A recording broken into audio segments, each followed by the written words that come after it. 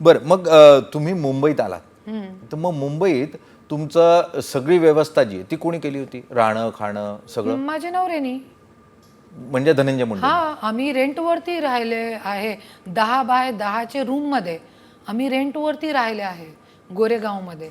बरं. हा, 2 वर्ष. त्यावेळेला मुंडे साहेब काय करायचे?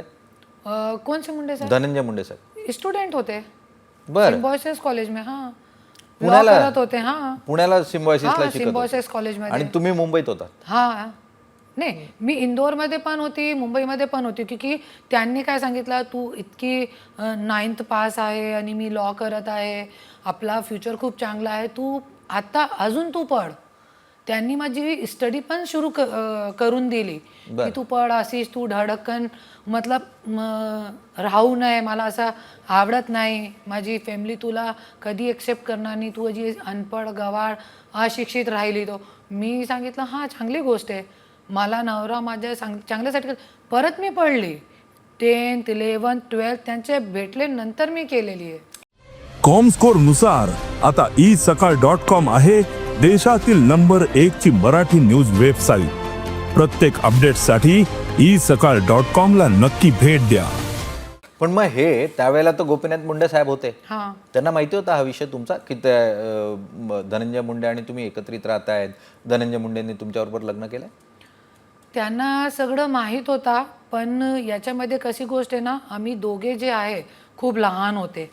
प्रेम मध्ये आणि कहते ना की जवानी के जोश में जे आम्हाला करायचं होतं ते आम्ही केला.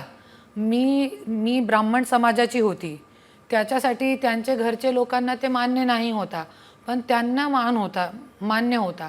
आणि मला फक्त माझे नवरेकडून मतलब होता. माझी आईला पण हे लग्न मान्य नाही होता, माझे घरचे लोकांना पण मान्य नाही होता की कुठला आला महाराष्ट्रातून.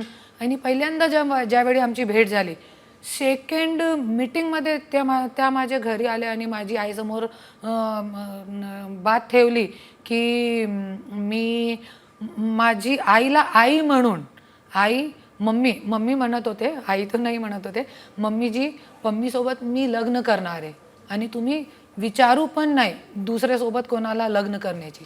अशी सगळी गोष्ट झाली.